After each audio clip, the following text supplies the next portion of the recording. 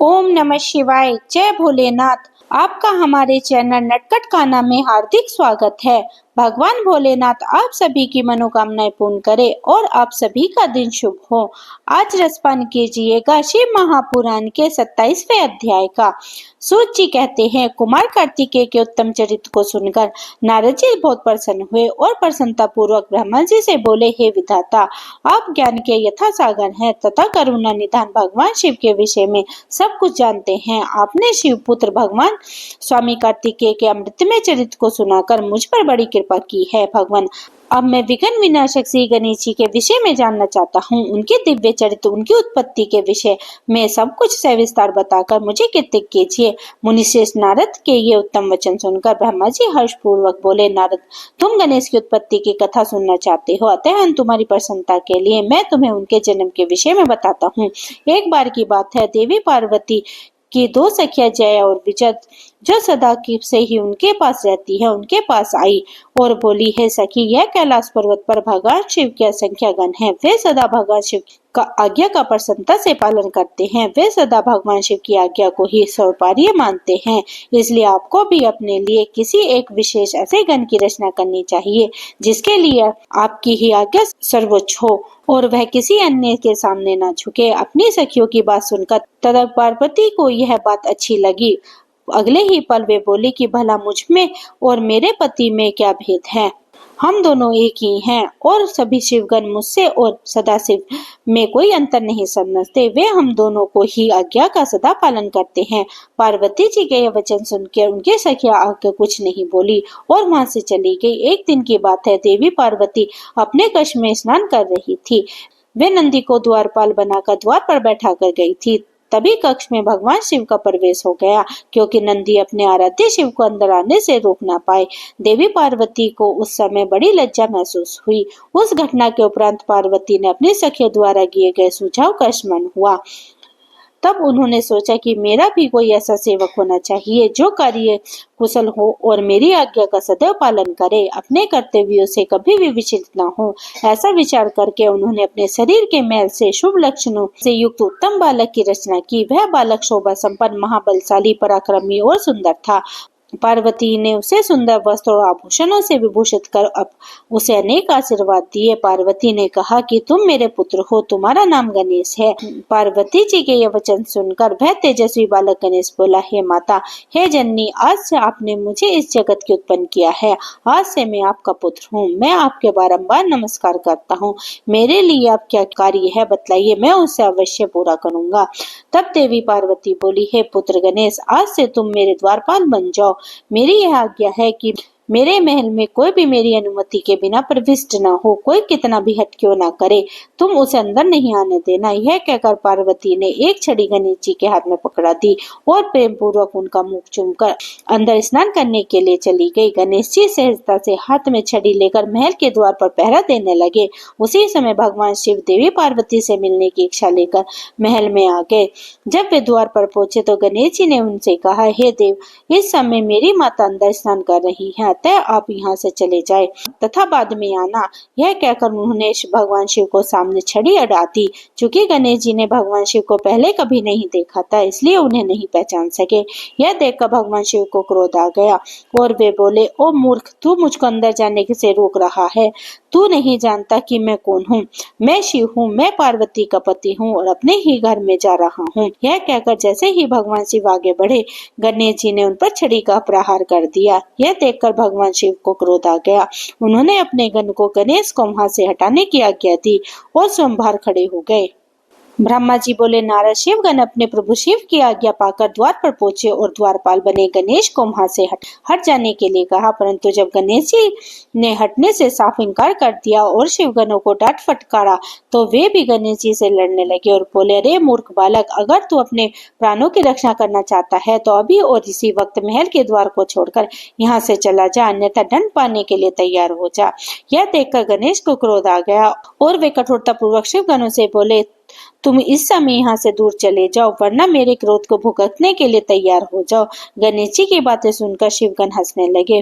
फिर द्वारपाल श्री गणेश जी को डांटते हुए बोले, मूर्ख, हम भगवान शिव के गण हैं और उनकी आज्ञा से ही हम तुम्हें यहाँ से हटाने के लिए कह रहे हैं। अब तक तुम्हें बालक समझकर हम छोड़ रहे थे, परंतु तुम तो बहुत हठी बालक हो, जो मानने को बिल्कुल भी तैयार नहीं हो। अभी भी कहते हैं कि शीघ्र यहाँ से हट जाओ, अन्यथा मार दिए जाओगे।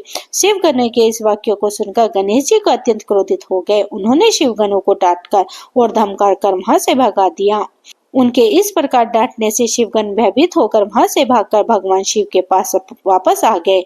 वहां जाकर उन शिवगणों ने अपने स्वामी भगवान शिव को जाकर सारी बातें बतला दी। यह सुनकर भगवान शिव ने क्रोधित होकर श्री गणेश को द्वार से हटाने का आदेश अपने गणों को दे दिया। शिवगण पुनः द्वार पर पहुंचे और शिव को गणेश को हटाने के लिए कहने लगे, परंतु गणेश जी वहां से हटने से साफ इनकार कर दिया। गणेश ने भय होकर उन गणों से बोले, मैं पार्वती का पुत्र हूँ और तुम भगवान शिव के गण हो। हम दोनों ही अपनी अपनी जगह अपने अपने कर्तव्य का पालन कर रहे हैं।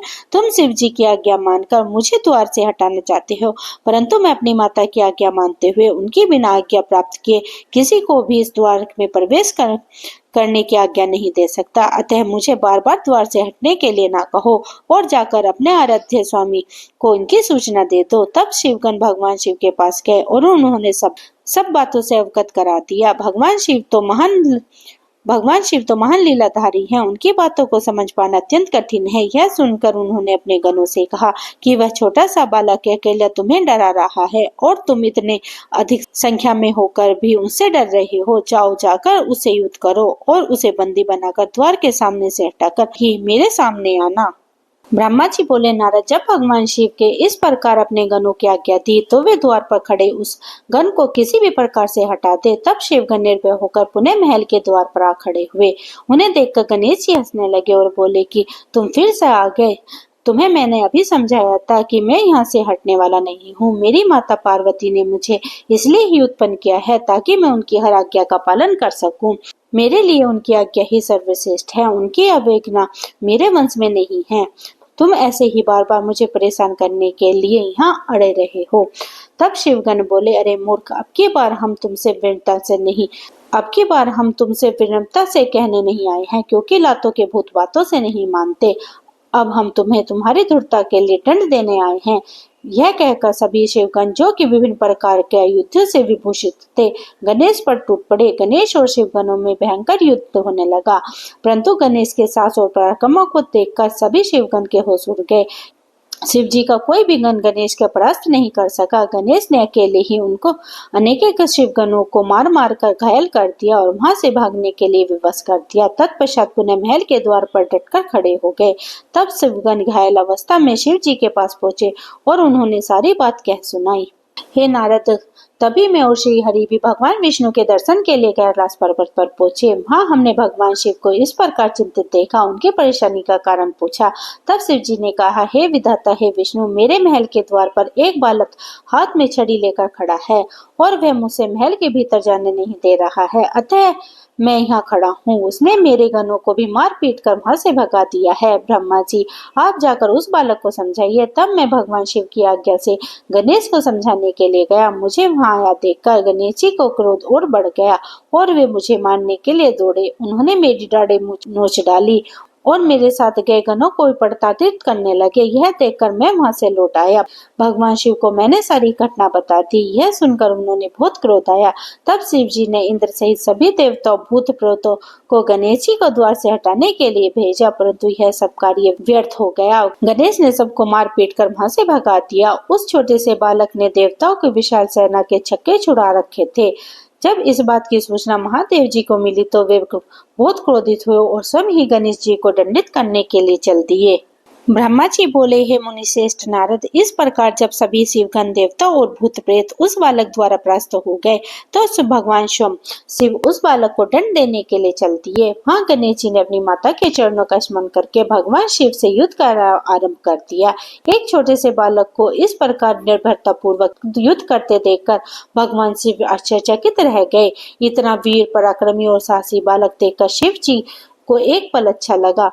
परंतु तभी अगले पल उन्हें उस बालक की दुष्टता का स्मरण हो आया। उस बालक ने उनके प्रिय भक्तों और गणों सहित देवराज इंद्र व मुझे भी प्रताड़ित किया था। भगवान शिव क्रोध से वशीभूत होकर गणेश जी से युद्ध करने लगे। उन्होंने अपने हाथ में धनुष उठा लिया। भगवान शिव को इस प्रकार अपने निकट आते देखकर गणेश ने अपनी माता पार्वती का स्मरण करके भगवान शिव पर अपनी शक्ति से प्रहार कर दिया। गणेश के प्रहार से शिव जी के हाथ का धनुष टूटकर गिर पड़ा। तब उन्होंने पिनक उठा लिया, परंतु गणेश जी ने उसे भी गिरा दिया। यह देखकर शिव का क्रोध 7वें आसमान पर पहुंच गया। उन्होंने त्रिशूल उठा लिया।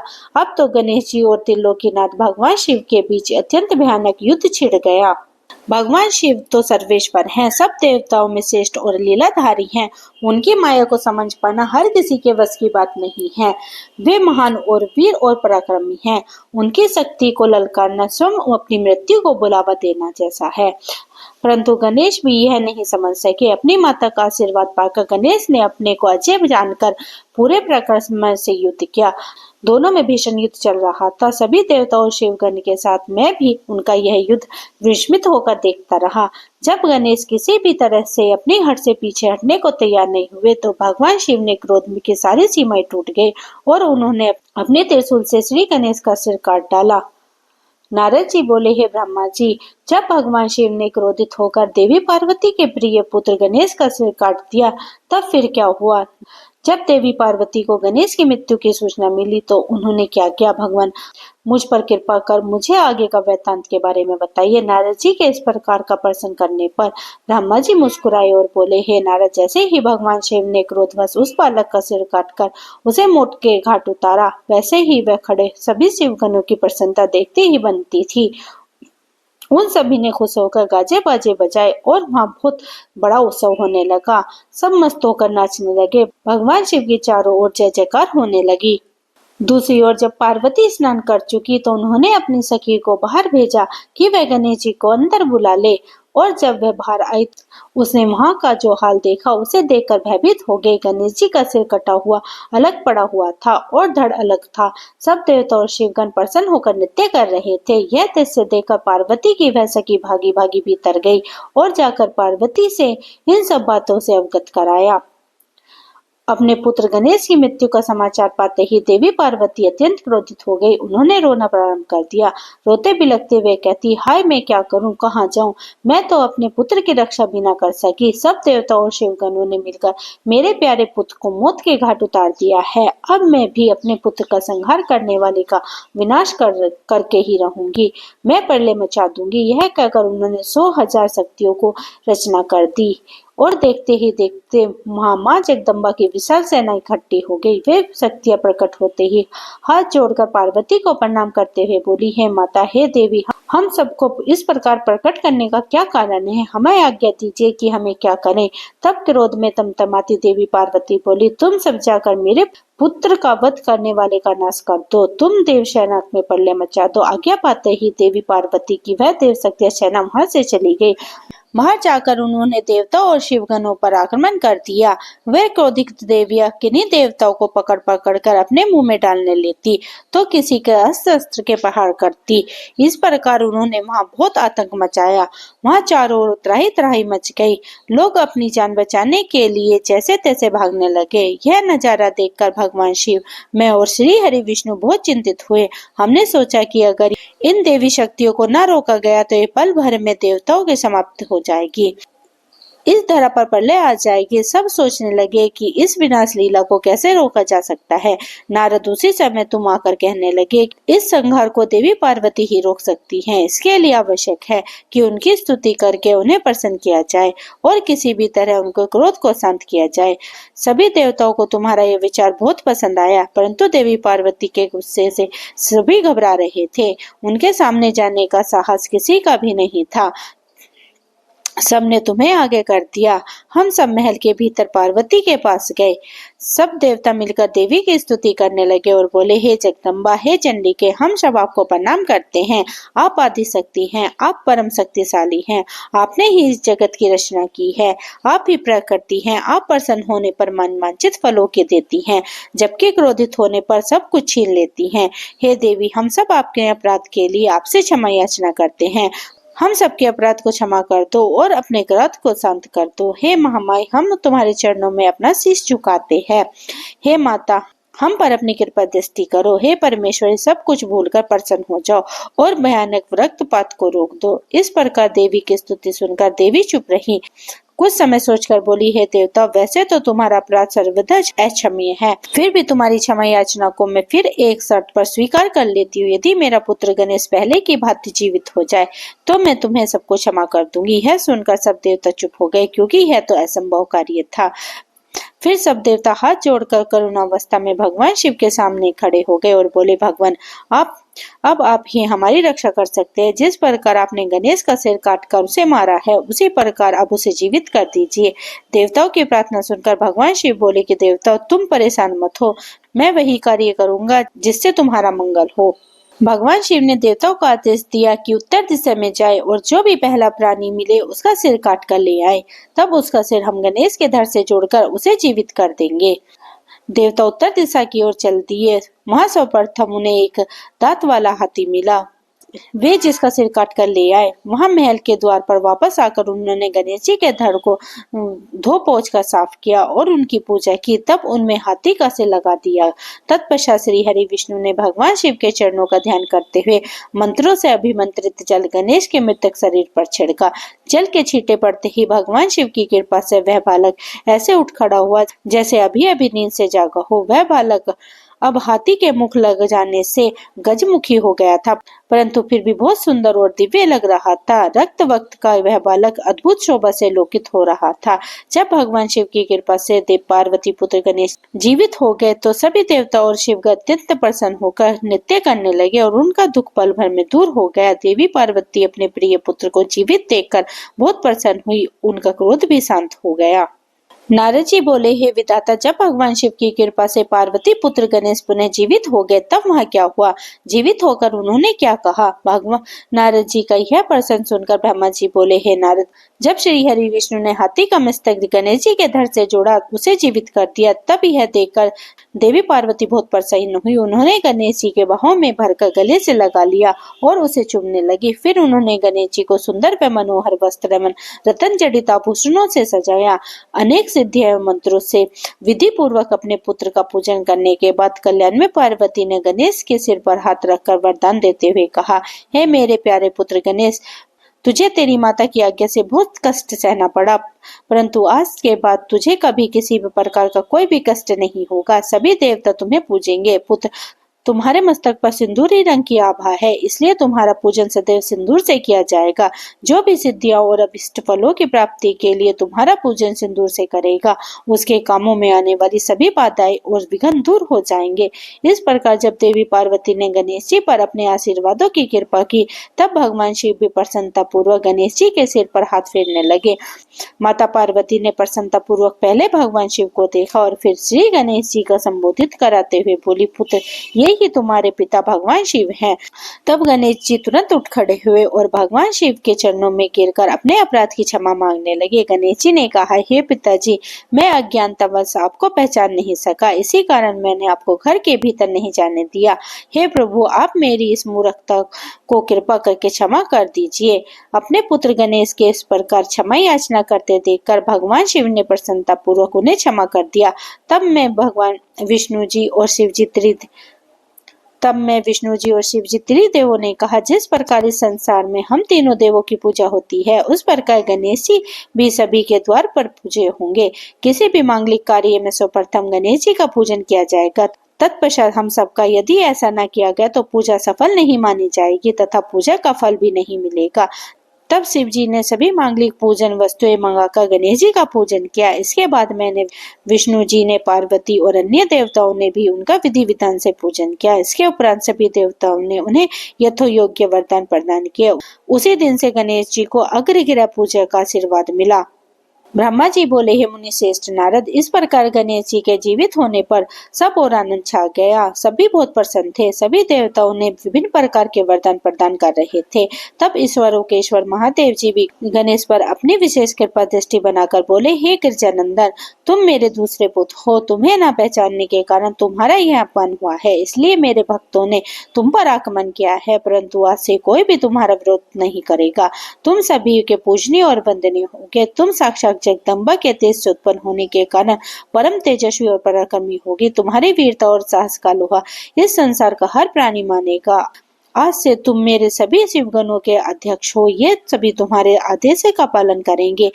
आज से तुम गणपति नाम से ही जाने जाओगे। यह कहकर सर्वेश्वर भगवान शिव 2 पल के लिए मौन हो गए। फिर शिव बोले, हे गणपति, तुम्हारा जन्म भाद्रपद मास के कृष्ण पक्षी चतुर्थी तिथि को देवी पार्वती के निर्मल हृदय से चंद्रमा के उदय से हुआ है। इसलिए आज से इस दिन जो भी पूरी भक्ति भाव से तुम्हारे स्मरण करके व्रत करेगा, उसे समस्त सुखों की प्राप्ति होगी। मंगसिर मास में कृष्ण पक्षी चतुर्थी के दिन सुबह स्नान करके व्रत रखेगा। धातु, मूंगा या मिट्टी की मूर्ति बनाकर उसकी प्रतिष्ठा करेगा। तत्पश्चात मूर्ति का दिव्य गंधो, चंदन एवं सुगंधित फूलों से पूजन करेगा। रात्रि में 12 उंगल लंबी 3 गांठ वाला 101 दुर्वाओं से पूजन करना चाहिए। इसके बाद धूप, दीप, नवधा, तांबूल आरत्य देकर गणेश जी के पूजन करे। बाद में बाल चंद्रमा का पूजन करे। फिर ब्राह्मणों को उत्तम भोजन कराए। स्वयं बिना नमक का ही खाना खाए। इस प्रकार इस उत्तम गणेश चतुर्थी का व्रत करे। जब व्रत करते करते 1 वर्ष पूरा हो जाए, तब भक्ति भाव से इस व्रत का उद्यापन करना चाहिए। उद्यापन में 12 ब्राह्मणों को भोजन कराए। व्रत का उद्यापन करते समय पहले से स्थापित कलश के ऊपर गणेश की मूर्ति रखे। वेदी तैयार कर उस पर अष्टदल कमल बनाकर हवन करे। तत्पश्चात मूर्ति के सामने 2 स्त्रियों व बालकों को बिठाकर उनका विधि विधान से पूजन करे। फिर उसे आदर पूर्वक भोजन कराए। पूरी रात उनका भक्ति भाव से जागरण करे। सुबह होने पर गणेश जी के पुनः पूजन करे। पूजा करने के पश्चात उनका विसर्जन करते। फिर बालकों से आशीर्वाद लेकर उसे स्वास्तिक वाचन कराए और व्रत को पूर्ण कराने हेतु श्री गणेश को पुष्प अर्पित करे। तत्पश्चात भक्ति भाव से दोनों हाथ जोड़कर उन्हें नमस्कार करें। हे गणेश, इस प्रकार जो श्रद्धा पूर्वक उत्तम भक्ति के साथ तुम्हारे शरण में आएगा और तुम्हें रोज पूजेगा, उसके सभी कार्य सफल हो जाएंगे तथा उसे अभीष्ट फलों की प्राप्ति होगी। गणेश जी का पूजन सच्चे मन से सिंदूर, चंदन, चावल और केतकी के फूलों से करने वाले के सभी विघ्नों और कलेशों का नाश हो जाएगा। उस मनुष्य के अभीष्ट कार्य अवश्य ही सिद्ध होंगे। यह गणेश चतुर्थी व्रत सभी स्त्री एवं पुरुषों के लिए श्रेष्ठ है। जो मनुष्य अभ्युदय की इच्छा रखते हैं, उन्हें उत्तम भक्ति भावना से इस व्रत को अवश्य करना चाहिए, क्योंकि गणेश चतुर्थी का व्रत करने वाले मनुष्य की सभी इच्छाएं और कामनाएं पूरी होती हैं। इसलिए सभी मनुष्यों को इसे श्रेष्ठ वस्तु को पूरा करना चाहिए तथा सदैव तुम्हारी भक्ति भावना से आराधना करनी चाहिए। इस प्रकार त्रिलोकीनाथ भगवान शिव ने अपने पुत्र गणेश को सभी मनुष्य तथा देवता द्वारा पूजित होने का उत्तम आशीर्वाद प्रदान किया। सभी देवता और ऋषि मुनि भगवान शिव के वचन सुनकर बहुत प्रसन्न हुए। उन्हें अंदर की उनके आनंद की कोई सीमा न रही। वे सभी भक्ति रस में डूबकर शिव पार्वती पुत्र गणपति की आराधना करने लगे। यह देखकर देवी पार्वती खुशी की कोई सीमा न रही। वे देवताओं को अपने पुत्र गणेश का पूजन करते देखकर मन ही मन भगवान शिव के चरणों का ध्यान करते हुए उनका धन्यवाद करने लगी। उनका सारा क्रोध पल भर में ही शांत हो गया। उसी समय सभी दिशाओं में दुदुम्बियां बजने लगी। अप्सराएं हर्ष नृत्य करने लगी। सुंदर मंगल गान होने लगे तथा श्री गणेश पर आकाश से फूलों की वर्षा होने लगी। अपने पुत्र को गणाधीश बनाए जाने पर माता पार्वती फूली नहीं समा रही थी। उसी समय चारों ओर उत्सव होने लगे। तत्पश्चात उसी समय वहां उपस्थित समस्त देवता और ऋषि मुनि उस स्थान के निकट गए जहाँ भगवान शिव और देवी पार्वती अपने पुत्र गणेश के साथ विराजमान थे। देवताओं ने और ऋषियों ने भक्ति भावना से उनका नमस्कार किया और उनकी स्तुति करने लगे। फिर शिव जी से विदा लेकर अपने अपने धाम को चले गए। फिर मैं और श्री हरि भी उनसे विदा लेकर अपने लोक को लौट गए। जो मनुष्य शुद्ध हृदय से सावधान होकर इस परम कल्याणकारी कथा को सुनता है, वह सभी मंगलों का भागीदार हो जाता है। यह गणेश चतुर्थी व्रत की उत्तम कथा पुत्रहीनों को पुत्र, निर्धनों को को धन, रोगियों के आरोग्य, अभागों को सौभाग्य प्रदान कराती है। जिस स्त्री का पति उसे छोड़कर चला गया हो, गणेश की आराधना के प्रभाव से पुनः वापस लौट आता है। दुखों और शोकों में डूबे मनुष्य इस उत्तम कथा को सुनकर शोक रहित होकर सुखी हो जाता है। जिस मनुष्य के घर में श्री गणेश की महिमा का वर्णन करने वाले उत्तम ग्रंथ रहते हैं, उस घर में सदा मंगल होते रहते हैं। श्री गणेश की कृपा अपने भक्तों पर सदा रहती है और वे अपने भक्तों के कार्यों में आने वाले सभी विघ्नों का नाश कर उनकी सभी मनोकामनाओं को पूर्ण करते हैं। नारद जी ने पूछा, हे विधाता, आपने मुझे श्री गणेश के जन्म के उनके अद्भुत पराक्रम और साहस के साथ माता पार्वती के द्वारा रक्षा कराने का उत्तम वृत्तांत सुनाया। अब मुझे यह बतलाइए कि जब भगवान शिव ने गणेश की पुनर्जीवित करके अनेक आशीर्वाद प्रदान किए, तब उसके पश्चात वह क्या हुआ? ब्रह्मा जी बोले, हे मुनिश्रेष्ठ नारद, तत्पश्चात भगवान शिव पार्वती अपने दोनों पुत्रों गणेश और कार्तिकेय के साथ आनंद पूर्वक अपने निवास कैलाश पर्वत पर रहने लगे। शिव पार्वती अपने पुत्र गणेश और कार्तिकेय की बाल लीलाओं को देखकर बहुत प्रसन्न होते और बहुत लाड प्यार करते।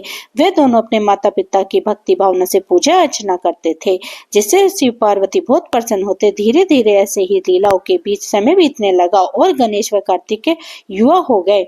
तब एक दिन शिव पार्वती साथ साथ बैठे हुए आपस में बातचीत कर रहे थे। देवी पार्वती ने भगवान शिव से कहा कि प्रभु, हमारे दोनों ही पुत्र विवाह के योग्य हो गए हैं, अतः हमें हम दोनों पुत्रों का विवाह कर देना चाहिए। तब दोनों के विचार करने लगे कि पहले गणेश का विवाह किया जाएगा या कार्तिकेय का।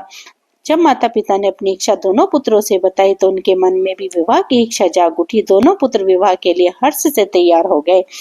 तब भगवान शिव अपने पुत्रों से बोले, हे पुत्रों, तुम दोनों ही हमारे लिए प्रिय हो, परंतु हम इस असमंजस में हैं कि तुम दोनों में से पहले किसका विवाह किया जाए। इसलिए हमने एक युक्ति निकाली है। तुम दोनों में से जो पृथ्वी की परिक्रमा करके पहले लौट आएगा, उसका विवाह पहले किया जाएगा। अपने पिता के वचन सुनकर कुमार कार्तिकेय तुरंत अपने वाहन पर सवार होकर यथाशीघ्र पृथ्वी की परिक्रमा करने हेतु माता पिता की आज्ञा लेकर निकल पड़े। परंतु गणेश जी वहीं यथावत खड़े होकर कुछ सोचने लगे। तत्पश्चात उन्होंने घर के अंदर जाकर स्नान किया और पुनः माता पिता के पास आए और बोले, आप दोनों मेरे द्वारा लगाए गए इन आसनों को ग्रहण करें, मैं आप दोनों की परिक्रमा करना चाहता हूँ। तब भगवान शिव और देवी पार्वती ने हर्ष पूर्वक आसन ग्रहण कर लिया। शिव पार्वती के आसन पर बैठ जाने के पश्चात गणेश जी ने उन्हें हाथ जोड़कर बारंबार प्रणाम किया और उनकी विधि विधान से पूजा अर्चना की। पूजा करने के बाद उन्होंने भक्ति भाव से उनका 7 बार परिक्रमा की। माता पिता की 7 बार परिक्रमा करने के पश्चात गणेश जी हाथ जोड़कर प्रभु के सामने खड़े हो गए और उनकी स्तुति करते हुए बोले, आपकी आज्ञा को मैंने पूरा किया है। आपके ज्ञान की कोई सीमा नहीं है। आप धर्म और शास्त्र में परंपरागत हैं। मैं आपकी आज्ञा के अनुसार पृथ्वी की परिक्रमा एक बार नहीं बल्कि 7 बार करके आया हूँ। यह सुनकर शिव पार्वती बड़े आश्चर्यचकित होकर बोले कि हे पुत्र, तुम इतनी विशाल 7 द्वीप वाली समुद्र, पृथ्वी और पर्वत और कानों से युक्त पृथ्वी की परिक्रमा कब कर आए? तुम तो यहाँ से कहीं गए ही नहीं। भगवान शिव और देवी पार्वती के इस प्रकार किए गए प्रश्न को सुनकर बुद्धिमान गणेश बोले, मैंने आप दोनों के पूजन करके आपके 7 बार परिक्रमा कर ली है। इस प्रकार मेरे द्वारा पृथ्वी की परिक्रमा पूरी हो गई है। वेद में इस बात का वर्णन है कि आपने माता पिता का सद्भावना से पूजन करने के पश्चात उनकी परिक्रमा करने से पृथ्वी की परिक्रमा का पुण्य फल प्राप्त होता है। माता पिता के चरणों की धूल ही पुत्र के लिए महान तीर्थ है। वेद शास्त्रों को इसमें प्रमाणित करते हैं। फिर आप क्यों इस बात के मानने से इनकार कर रहे हैं? हे पिताश्री, आप तो सर्वेश्वर है, निर्गुण निराकार पार ब्रह्मेश्वर है। भला आप कैसे वचनों को झुठला सकते हैं? कृपा कर बतलाइए कि शास्त्रों के अनुसार क्या मैं गलत हूँ? इस प्रकार गणेश जी के वचन सुनकर शिव पार्वती अत्यंत आश्चर्यचकित हुए। अपने पुत्र गणेश को वेदों और शास्त्रों का ज्ञाता जानकर उनकी प्रसन्नता की कोई सीमा न रही। तब मुस्कुराते हुए भगवान शिव पार्वती बोले, हे प्रिय पुत्र, तुम बलवान और साहसी होने के साथ साथ परम बुद्धिमान भी हो। यह सत्य है, जिसके पास बुद्धि बल वही बलशाली भी है। बिना बुद्धि के बल का प्रयोग भी संभव नहीं है। बुद्धिहीन मनुष्य संकट में फंस जाने पर बलशाली होने के बावजूद भी मुक्ति नहीं पाता। वे शास्त्रों और पुराण यही बताते बताते हैं कि माँ बाप का स्थान सबसे ऊपर होता है, उनके चरणों में ही स्वर्ग है। अपने माता पिता की आज्ञा का पालन करना ही पुत्र का एकमात्र धर्म है। उनकी परिक्रमा पृथ्वी के परिक्रमा से बढ़कर है, अतः तुम्हारी बात सर्वथा सत्य है। तुमने कार्तिकेय से पहले ही पृथ्वी की परिक्रमा पूरी कर ली है। हमें तुम्हारा विवाह सबसे पहले ही और शीघ्र ही करना है। जब भगवान शिव और देवी पार्वती गणेश जी की बात का समर्थन कर उन्हें स्वीकार कर लिया, तब गिरिराज नंदी प्रसन्न हो गए और अपने माता पिता को प्रणाम करके वहां से चले गए।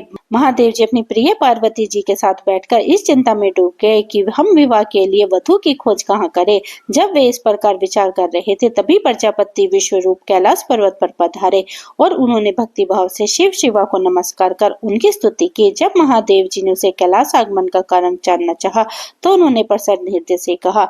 विश्वरूप जी ने कहा, हे प्रभु, हे भगवान, मैं आपके पास अपनी दो पुत्रियां सिद्धि और बुद्धि के विवाह का प्रस्ताव लेकर आया हूँ। प्रभु, सिद्धि और बुद्धि सुंदर और सब गुण संपन्न है। मैं उनका विवाह आपके पुत्र से करना चाहता हूँ। प्रजापति विश्वरूप के वचन सुनकर भगवान शिव और देवी पार्वती बहुत हर्षित हुए और उन्होंने उनका विवाह प्रस्ताव स्वीकार कर लिया। भगवान शिव शिवा ने अपने प्रिय पुत्र गणेश का शुभ विवाह सिद्धि बुद्धि से के साथ आनंद पूर्वक संपन्न कराया। इस शुभ अवसर पर सब देवता हर्ष पूर्वक सम्मानित हुए। उन्होंने गणेश जी को सपत्नीक ढेरों आशीर्वाद और शुभ आशीष प्रदान किए और अपने अपने स्थान को लौट गए। तत्पश्चात श्री गणेश अपनी दोनों पत्नियों के साथ आनंद पूर्वक विहार करने लगे। काफी समय व्यतीत हो जाने के पश्चात उनके दो पुत्र उत्पन्न हुए। सिद्धि से उत्पन्न पुत्र का नाम शुभ और बुद्धि से उत्पन्न पुत्र का नाम लाभ रखा गया। इस प्रकार श्री गणेश अपनी दोनों पत्नी और पुत्रों के साथ आनंद पूर्वक रहने लगे। जब श्री गणेश को सुख पूर्वक अपना जीवन व्यतीत करते हुए काफी समय बीत गया, तब कुमार कार्तिकेय पृथ्वी की परिक्रमा पूरी करके लौट आए। वे घर पहुंचने ही वाले थे कि रास्ते में उनकी भेंट नारद तुमसे हो गई। तब तुमने कार्तिकेय से कहा कि तुम्हारे माता पिता ने तुम्हारे सौतेला व्यवहार किया है। तुम्हें पृथ्वी पर परिक्रमा पर भेजकर तुम्हारे भाई गणेश के दो सुंदर कन्याओं से विवाह करा दिया है। अब तो उनके दो पुत्र भी हो चुके हैं और वे आनंद पूर्वक अपना जीवन सुख से व्यतीत कर रहे हैं। यह तुम्हारे माता पिता ने अच्छा नहीं किया। नारद, तुम्हारी ऐसी बात सुनकर कार्तिकेय क्रोध में भर गया। वे अत्यंत व्याकुल होकर अतिशीघ्र घर पहुंचे। क्रोध के कारण उनका मुंह लाल हो गया। कैलाश पर्वत पर पहुंचकर उन्होंने अपने माता पिता को हाथ जोड़कर प्रणाम किया। तत्पश्चात उन्होंने अपने माता पिता से इस विषय में अपना नाराजगी प्रकट की। कार्तिकेय ने कहा कि आप दोनों ने अपने ही पुत्र को धोखे से यहाँ से भगा दिया और अपने प्रिय पुत्र गणेश का चुपचाप विवाह रचा दिया। आप दोनों ने मेरे साथ सौतेले पुत्र जैसा व्यवहार किया है। यदि आप गणेश का विवाह पहले करना चाहते थे तो मुझे एक बार कहते, मैं स्वयं अपने भाई गणेश का विवाह उत्साह पूर्वक आनंद के साथ कराता, परंतु आपने छल कपट का सहारा लिया है। आप सिर्फ एक पुत्र से ही प्यार करते हैं। मेरे होने न होने से आपको कोई फर्क नहीं पड़ता, अतः मैं यहाँ से हमेशा हमेशा के लिए जा रहा हूँ। अब मैं क्रोची पर्वत पर जाकर सदैव तपस्या करूंगा। यह कहकर कुमार कार्तिकेय वहीं चले गए। भगवान शिव और देवी पार्वती ने उन्हें समझाना चाहा, उन्होंने उनकी बात अनसुनी कर दी। नारद उसी दिन से स्वामी कार्तिकेय कुमार नाम से प्रसिद्ध हो गए। तब से इन तीनों लोकों में उनका नाम कुमार कार्तिकेय विख्यात हो गया। कार्तिकेय का नाम पापहारी, शुभकारी, पुण्य में और ब्रह्मचार्य की शक्ति प्रदान कराने वाला है। कार्तिक पूर्णिमा के दिन कृतिक नक्षत्र में जो भी मनुष्य स्वामी कार्तिकेय के दर्शन एवं पूजन करता है, उसके सभी पाप नष्ट हो जाते हैं और उसे मनवांछित फलों की प्राप्ति होती है। सभी देवता और ऋषिगण भी इस दिन कार्तिकेय के दर्शन को जाते हैं। उधर कुमार कार्तिकेय के इस प्रकार नाराज होकर चले जाने के कारण उनकी माता पार्वती बहुत दुखी थी। वे शिव जी के साथ लेकर कोची पर्वत पर गई। उन्होंने देखकर कार्तिकेय पहले ही वहां से चले गए। तब भगवान शिव उस उत्तम स्थान पर जहाँ उनके पुत्र कार्तिकेय ने तप किया था, मल्लिकार्जुन नामक ज्योतिर्लिंग के रूप में स्थापित हो गए और आज भी देवी पार्वती के साथ विराजमान है। उस दिन से शिव शिवा दोनों अपने पुत्र कार्तिकेय को ढूंढने के लिए अमावस्या को शिव और पूर्णिमा के दिन पार्वती जी कोची पर्वत पर जाते हैं। नारद, मैंने तुम्हें समस्त पापों का नाश करने वाली श्री गणेश और कार्तिकेय के चरित्र को सुनाया है। जो मनुष्य भक्ति भाव से इसे पढ़ता सुनाता है, उसके सभी मनोरथ पूर्ण होते हैं। यह कथा पापनाशक, सुख देने वाली, मोक्ष दिलाने वाली तथा एवं कल्याणकारी है, इसलिए निष्काम भक्तों को इसका अवश्य सुनना और पढ़ना चाहिए। हर हर महादेव। आज की शिव महापुराण की कथा हमारी यहीं विराम ले रही है। आगे के अध्याय सुनने के लिए आप मेरे चैनल को सब्सक्राइब करें और बेल आइकन को प्रेस करें, जिससे कि आने वाली वीडियो की नोटिफिकेशन आपको मिलती रहे। और आप मेरी वीडियो को ज्यादा से ज्यादा शेयर करें और लाइक करें। मिलती हूँ शिव महापुराण के आने वाले अध्याय के साथ। तब तक के लिए हरे कृष्णा, राधे राधे।